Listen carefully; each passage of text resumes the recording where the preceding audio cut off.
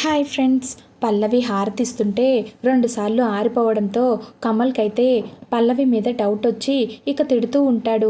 నీ బుద్ధి వంకరో నీ జాతకం దరిద్రమో నాకు అస్సలు అర్థం కావట్లేదు అని చెప్పి కనడంతో, అదేంట్రా తనేదో కావాలనే చేసినట్టు అలా మాట్లాడుతున్నావు అని చెప్పి ఇక పార్వతి అయితే వారిస్తూ ఉంటుంది కమల్ తోటి. మరేంటమ్మా తను ఏం చేసినా సరే ఇలా అవ్వడం ఏంటి అని ఇక కమల్ అయితే కోపంగా అంటూ ఉంటాడు. నువ్వు మాట్లాడుకురా, కాసేపు సైలెంట్గా ఉండు అంటూ ఇక పల్లవి చెయ్యి పట్టుకొని పార్వతి అయితే హారతి అయితే ఇప్పిస్తూ ఉంటుంది. ఆ తర్వాత రాజేంద్ర దగ్గర కూర్చొని ముగ్గురు కొడుకులు ఇలా మాట్లాడుతూ ఉంటారు. నానా, ఇవాళ బిజినెస్ డీల్ గురించి మాట్లాడబోతున్నాం నానా, చూస్తూ ఉండండి, త్వరలోనే ప్రాజెక్ట్ చక్రాలు ఎక్కేస్తుంది, ప్రాజెక్టు స్టార్ట్ చేసేస్తున్నావు అని అంటూ ఉంటాడు అక్షయ్. ఇంతలో శ్రేయ పల్లవి అక్కడికైతే వస్తారు. శ్రీకర్ ఏం చేస్తున్నారు అని చెప్పి ఇక శ్రేయ అడుగుతూ ఉంటే, బిజినెస్ గురించి డిస్కషన్ చేస్తున్నాం అని ఇక చెప్తూ ఉంటాడు. సరే, నేను మీ అన్నయ్యని అడగమన్న విషయం అడిగావా అని చెప్పి ఇక శ్రీకర్తో అంటూ ఉంటుంది. అయినా నీకు ఆ విషయాలన్నీ ఎందుకు అని చెప్పి ఇక శ్రీకర్ అయితే చాలా కోపంగా శ్రేయతో అంటూ ఉంటాడు. ఎందుకంటావేంటి, నేను నిన్ను అడిగే హక్కు లేదా, నువ్వు మీ అన్నయ్యని అడిగే హక్కు నీకు లేదా అని చెప్పి ఇక శ్రేయ అయితే చాలా కోపంగా మాట్లాడుతూ ఉంటుంది. ఏ విషయం గురించి శ్రేయ అని చెప్పి ఇక అక్షయ్ అయితే అడిగితే, మీ తమ్ముళ్ళు మిమ్మల్ని అడగడానికి మొహమాట పడుతున్నారేమో, అందుకే నేనే అడుగుతున్నాను బావగారు. మీ ముగ్గురు కలిసి బిజినెస్ స్టార్ట్ చేస్తున్నారు కదా, వచ్చే ప్రాఫిట్లో మీరు నా భర్తకి ఎంత ఇస్తారని అడుగుతూ ఉంటుంది ఇక శ్రేయ. ఆ మాటలకి అక్కడ ఉన్న వాళ్ళందరూ కూడా హవాక్కైపోతూ ఉంటారు. ఇప్పుడు ఇవన్నీ అవసరమా శ్రేయ నీకు అని చెప్పి ఇక పార్వతి అయితే చాలా కోపంగా శ్రీ వైపు చూస్తూ మాట్లాడుతూ ఉంటుంది. ఎవరు పని చేసినా డబ్బుల కోసమే కదా అత్తయ్య, అడిగి తెలుసుకోవడంలో తప్పేముంది.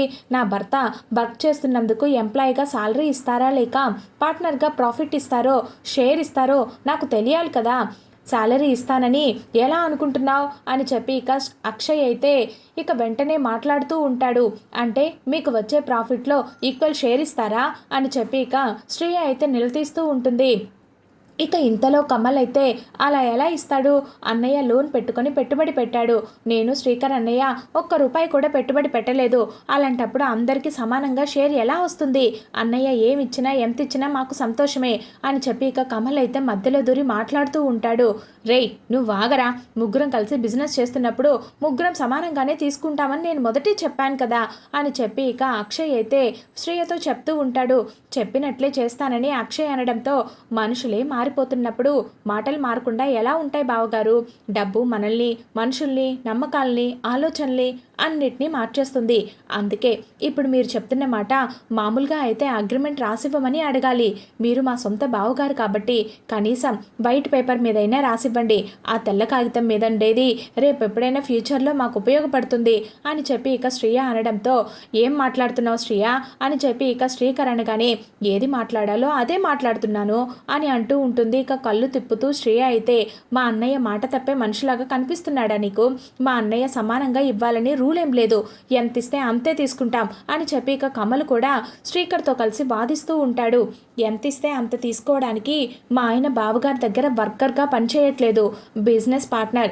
ఏ బిజినెస్లో అయినా పార్ట్నర్షిప్ గురించి పక్కాగా అగ్రిమెంట్ అనేది ఖచ్చితంగా ఉంటుంది, అదే నేను అడుగుతున్నాను అని అంటూ ఉంటుంది శ్రేయ అయితే.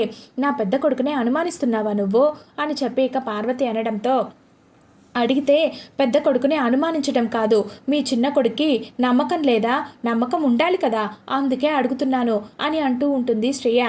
నా భర్త మోసం చేసే వ్యక్తిలాగా కనపడుతున్నారా శ్రేయ నీకు అని చెప్పి ఇక అవని అడిగితే, మోసం చేస్తున్నాడని నేను అనడం లేదు, మోసం జరగకుండా ఉండాలనే జాగ్రత్త పడుతున్నాను, మోసం చెయ్యనప్పుడు చెప్పిన మాటల్ని పేపర్ మీద రాసివ్వచ్చు కదా, అగ్రిమెంట్ రాసివ్వకపోతే నువ్వు బిజినెస్ చేయాల్సిన అవసరం లేదు శ్రీకర్ అని చెప్పి ఇక శ్రేయ అయితే చాలా కోపంగా శ్రీకర్ వైపు చూస్తూ మాట్లాడుతూ ఉంటుంది.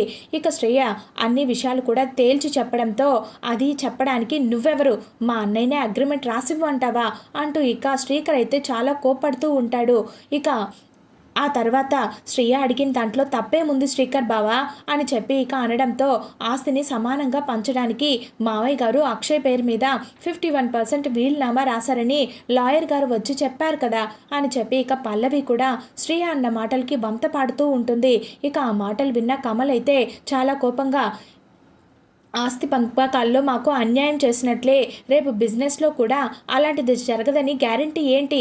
అగ్రిమెంట్ లేకుండా నువ్వు కూడా బిజినెస్ చేయొద్దు బావా అని చెప్పి ఇక పల్లవి అనడంతో, ఏయ్ తల తిక్కగా మాట్లాడుతున్నావా ఏంటి అంటూ ఇక కమల్ అయితే పల్లవి మీదకి చెయ్యి అయితే ఎత్తుతూ ఉంటాడు. నేను అడిగిన దానికి నా గురించి కాదు, మన గురించి రేపన్న రోజు అంటూ ఇక పల్లవి ఏదో చెప్పబోతూ ఉంటే, నోర్ముయ్, ఇంకొక మాట మాట్లాడావంటే పళ్ళు రాలగొడతాను, ఏమనుకుంటున్నావో అని చెప్పి ఇక పల్లవి మీదకి చెయ్యెత్తి పరిగెత్తుకుంటూ వస్తూ ఉంటాడు. ఇక కమల్ అయితే, కన్నయ్య కన్నయ్య ఆగు కన్నయ్య అంటూ ఇక అవని అయితే కమల్ని ఆపుతూ ఉంటుంది. ఇద్దరికిద్దరు బుద్ధి లేకుండా ఎలా పొగరగా మాట్లాడుతున్నారో చూసావో వదినా, అయినా ఎందుకు ఆగాలి, 4 తగిలిస్తే అప్పుడు కానీ దారికి రారు అని చెప్పి ఇక అంటూ ఉంటుంది. ఇంత బాగా మాట్లాడే వాళ్ళు ఇళ్లల్లో జరిగే ఖర్చులలో కూడా సమాన బాటాలు వేసుకోవచ్చు కదా, అక్కడ మాత్రం మాకేం సంబంధం లేదు, మేము ఇంట్లోకి గెస్టులుగా వచ్చాం, మీరు పిలిస్తేనే వచ్చాం కాబట్టి మీరే అన్నీ చూసుకోవాలి అని ఆ రోజు మీ మీదకు తోసేసినప్పుడు ఏమైపోయారు వదినా వీళ్ళంతా? ఈరోజు మేము ₹1 కూడా పెట్టుబడి పెట్టకుండా మేము ఇంట్లో ఖాళీగా ఉన్నామని అన్నయ్య మమ్మల్ని తీసుకెళ్ళి తన బిజినెస్లో మమ్మల్ని పార్ట్నర్గా చేసుకుంటే వీళ్ళు చూడు వాటాలు అడుగుతున్నారు, వాటాలు అని చెప్పి ఇక కమల్ అయితే చాలా కోపంగా మాట్లాడుతూ ఉంటాడు. ఇక ఆ మాటలు విన్న శ్రేయ అయితే, ఏ కమల్, ఏం మాట్లాడుతున్నావు నువ్వు? నాది పొగరంటావా? ఇది పొగరు కాదు, జాగ్రత్త, రెండిటికి చాలా తేడా ఉంది, అది అర్థం చేసుకునే ముందు నువ్వు సరిగ్గా ఆలోచించడం నేర్చుకో అని చెప్పి ఇక అంటూ ఉంటే, నువ్వు నాకు చంపొద్దు అని చెప్పి ఇక చాలా సీరియస్ అయిపోతూ ఉంటాడు కమల్ అయితే. కన్నయ్య ప్లీజ్ ఆగు, మనం గొడవలు పడకుండా హ్యాపీగా ఉన్నప్పుడే మామయ్య గారు తొందరగా కోలుకునే అవకాశం ఉందని డాక్టర్ గారు చెప్పారు కదా, చూడండి ఈ గొడవలకి మామయ్య గారు ఎలా టెన్షన్ పడిపోతున్నారో అని చెప్పి ఇక రాజేంద్ర వైపు చూపిస్తూ ఉంటుంది అవని. ఇక రాజేంద్ర అయితే చైర్లో ఊగిపోతూ కనపడుతూ ఉంటారు. మామయ్య గారు ఇలా టెన్షన్ పడితే ఆయన కోలుకునే అవకాశాన్ని మనమే చేతులారా పాడు చేసుకున్నట్లు అవుతుంది. ఏవండి, ఏంటండి ఇదంతా, ఏంటి గోలంతా? ఈ గొడవలేం వద్దు, ఈ గోలేం వద్దు, వాళ్ళు అడిగిందేదో వాళ్ళకి రాసిచ్చేసేయండి, ఏ గొడవలు లేకుండా అందరూ అప్పుడు హాయిగా ఉంటారు అని చెప్పి ఇక అవని అయితే అక్కడి నుంచి వెళ్ళిపోయి పేపర్ పెన్ అయితే తెచ్చి ఇక అక్షయ్కి అయితే ఇస్తూ ఉంటుంది. ఇక అక్షయ్ కూడా చాలా కోపంగా వాళ్ళ వైపు అలాగే చూస్తూ ఉంటాడు. ఇక అది చూసిన కమల్ ఇక శ్రీకర్ ఇద్దరు కూడా, అన్నయ్య వద్దన్నయ్య, అలాంటివేం వద్దన్నయ్య, నువ్వు మాకు అగ్రిమెంట్ రాసివ్వడం ఏంటన్నయ్య, మాకేం వద్దు, నువ్వెంతిస్తే మేమంతే తీసుకుంటాం అని చెప్పి ఇక శ్రీకర్ కమల్ ఇద్దరు కూడా అక్షయ్నైతే ఆపుతూ ఉంటారు. రేయ్, మీకోసం కాదురా, నమ్మకం పేపర్ల మీద తప్ప మనిషి మీద లేదు కాబట్టే రాసిస్తున్నాను. ఇక ఆ కాగితం అయితే శ్రేయ చేతికైతే ఇస్తాడు. ఇక దాన్ని చూసిన శ్రేయ అయితే చాలా నవ్వుకుంటూ ఇక అవని వైపు కోపంగా చూస్తూ ఉంటుంది.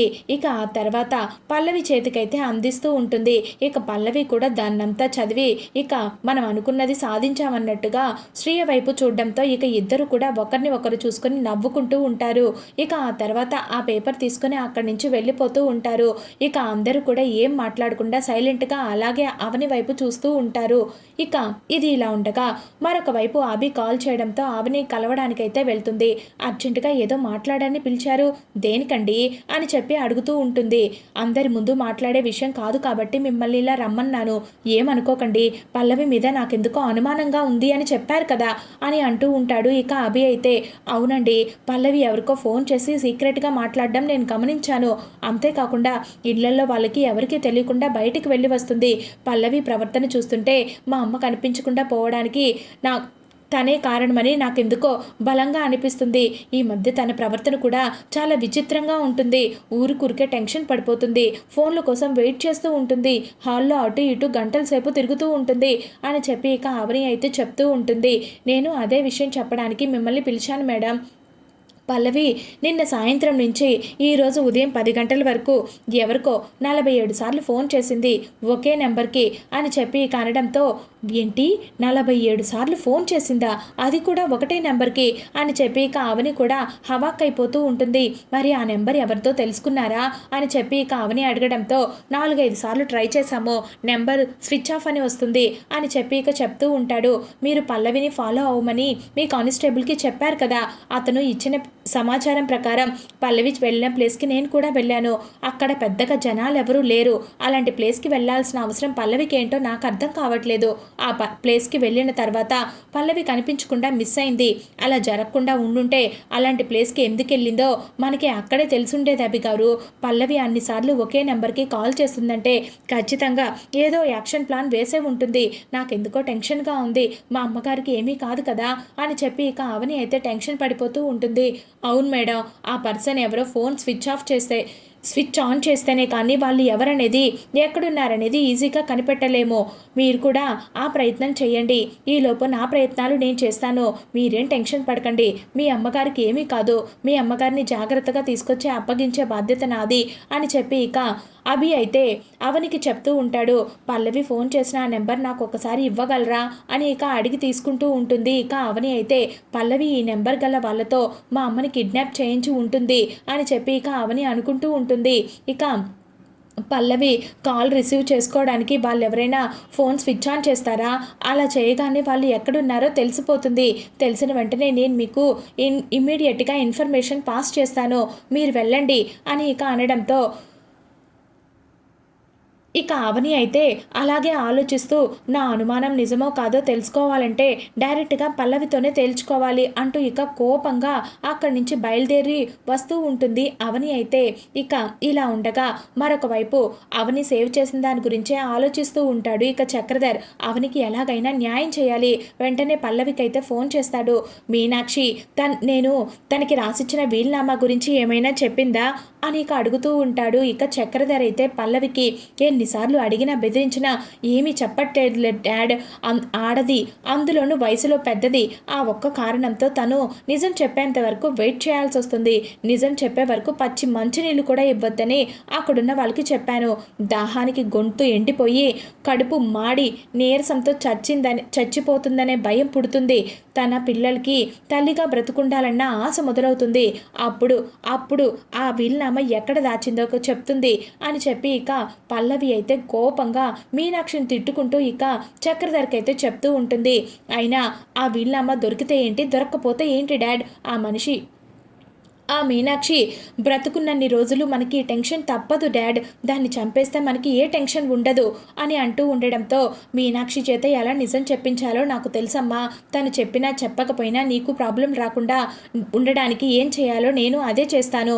మీనాక్షి ఎక్కడ బంధించావో ఆ ప్లేస్ నాకు చెప్పు అని అడుగుతూ ఉంటాడు ఇక చక్రధర్ అయితే. దీంతో అడ్రస్ అయితే షేర్ చేస్తూ ఉంటుంది పల్లవి. తను తప్పించుకోకుండా ఉండడానికి రౌడీలను కూడా కాపలా పెట్టాను డాడ్, వెంటనే అక్కడికి వెళ్ళి మీనాక్షిని లేపాయి డాడ్, అప్పుడు మనకి ఏ తలనొప్పి ఉండదు అని అంటూ ఉంటుంది. సరేనా అని చెప్పి ఇక చెప్పడంతో నువ్వు మీనాక్షికి సంబంధించిన ఆ లొకేషన్ నాకు షేర్ చేసావు కదా, నేను వెంటనే అక్కడికి వెళ్ళి ఆ మీనాక్షి సంగతి తేలుస్తానులే అని చెప్పి ఇక చక్రధర్ అయితే ఫోన్ అయితే పెట్టేస్తాడు. ఇక వెంటనే పల్లవి అయితే అమ్మయ్య మీనాక్షిని చంపేయమని చెప్పాను, డాడీకి మొత్తం కూడా సిచ్యువేషన్ అర్థమైంది కాబట్టి మీనాక్షి దగ్గరికి వెళ్ళారు కాబట్టి మీనాక్షిని పైకి పంపించేశారన్న గుడ్ న్యూస్ నాకు తొందరలోనే వెలువడుతుంది. ఆ తర్వాత ఖచ్చితంగా నేను పార్టీ చేసుకోవాలి. తన తల్లి చచ్చాక మా డాడీయే తన తండ్రి అవని అని చెప్పినా కూడా ఎవ్వరూ నమ్మరు. సాక్ష్యాలేమీ లేవు కదా, నమ్మించడానికి అవని దగ్గర ఏం ఆధారాలున్నాయి, ఏమీ లేవని ఆలోచిస్తూ ఇక చెవులో ఇయర్ బడ్స్ పెట్టుకుని పాటలు వింటూ హాయిగా డ్యాన్స్ చేసుకుంటూ ఎంజాయ్ చేస్తూ ఉంటుంది పల్లవి అయితే. పల్లవి చేసిన దారుణాలకి ఎలాంటి ఆధారాలు లేవని ఇక పల్లవి అయితే మిడిసిపడుతుంది. ఎలాగైనా సరే పల్లవి చేసిన పనులన్నిటికీ కూడా ఆధారాలు కనిపెట్టి పల్లవిని రెడ్ హ్యాండెడ్గా పట్టుకొని తను చేసిన దారుణాలని కూడా తన నోటితోనే నిజాన్ని కక్కిస్తాను అంటూ ఇక ఆటోలో వస్తున్న అవని అయితే పల్లవి గురించి ఆలోచిస్తూ ఉంటుంది. ఇక చాలా కోపంగా ఇంట్లోకైతే నడుచుకుంటూ వచ్చి అవని పల్లవి చెవిలో ఉన్న బ్లూటూత్ తీసి నేలకేసి కొడుతుంది. ఇక అది చూసిన పల్లవి అయితే ఏంటి నువ్వు చేసిన పని తమాషాలు చేస్తున్నావా అని ఇక పల్లవి అనగానే నోర్ముయ్ అని చెప్పి ఇక అవని అయితే వేలు చూపిస్తుంది. ఇంతలో ఏమైంది పల్లవి అనుకుంటూ ఇక పార్వతి అయితే పరిగెత్తుకుంటూ వస్తుంది. చూడండి అత్తయ్య, నా మానాన్ని నేను పాటలు వింటుంటే అవని నా చెవులో ఉన్న ఇయర్ బడ్స్ తీసి నేలకేసి కొట్టింది, ఎందుకలా చేస్తున్నావని అడిగితే నోర్ముయ్ అంటూ నా మీద రంకెలేస్తుంది.